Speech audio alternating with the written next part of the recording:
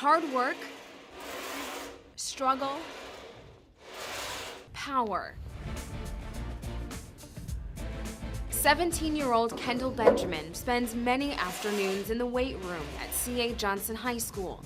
The graduating senior plays football, track, and wants to study athletic training in college. He comes to school every day, and many around him don't know what it's like when he goes home at night.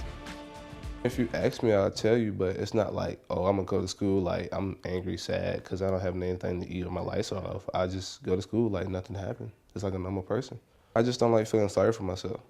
Kendall lives at Palmetto Place Children's Shelter. It's not home, but it's something to help me get on my feet. He has 19 roommates. We take kids from newborn to age 18, and they come from homes where there's been abuse or neglect. And then we also have teenagers who have no other place to live. Aaron Hall is the executive director. We work very closely with the school social workers at the high schools, and they know their kids really, really well, and they know which kids will thrive at Palmetto Place and which kids really need to be here in order to succeed, graduate from high school, and move on to bigger and better things. Jill Lawson is a social worker. There are very few shelters that accept males over the age of 12 in terms of students. So then, you know, if the parent or the guardian and the younger siblings go to the shelter, where does that leave the male high school student with nowhere to go? Not every child at the shelter comes from an abusive home. Kendall's mother lost her job, and with it, the ability to provide for her children. It is incredibly difficult for a child to leave home. Kendall says he finally had a heart-to-heart with his mother. We gotta stop hiding it and just do something about it. We can't just stay here and be like, we making like everything's all right when it's not all right. So I need to go take care of me so you can take care of you. And hopefully when I take care of myself, I can, you know, help you out later in life. Kendall spent years moving from place to place.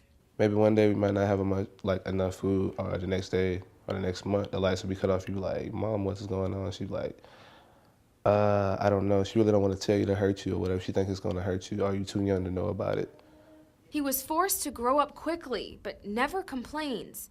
Kendall accepts responsibility, and he don't blame it. He does not blame anyone, and he doesn't consider himself as a victim.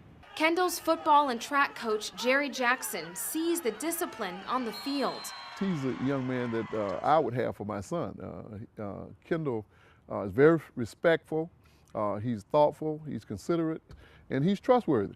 And all those traits turned out for him to be one of the leaders on our team this year, and that other kids could look up to him and be an example, a role model. In the classroom, teachers describe Kendall the same way. Juanita Wilson is his English teacher and senior advisor. He exudes, I will overcome. It will not, homelessness will not define me. It will not determine my destiny. That's what I see in everything that he does. Kendall does not want your pity. He keeps pushing himself every single day. Sometimes you have to make a way when there's no way. Kendall has that drive within him, and I don't know where that comes from in kids, but he has that drive that nothing is going to stop him in that path. Life is not easy, but you have to get through it some type of way, well, in a positive way.